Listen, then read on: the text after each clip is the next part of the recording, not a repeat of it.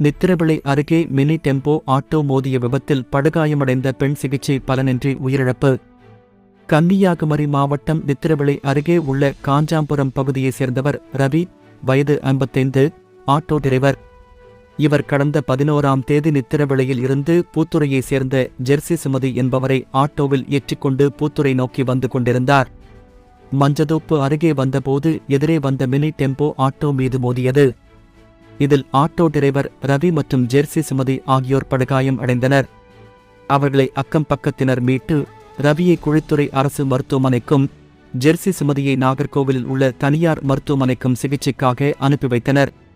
இந்த நிலையில் ஜெர்சி சுமதி சிகிச்சை பலனின்றி நேற்று பரிதாபமாக இறந்தார். இதுகுறித்து நித்திரவிளை போலீசார் வழக்கு பதிவு செய்து விசாரணை நடத்தி வருகின்றனர்.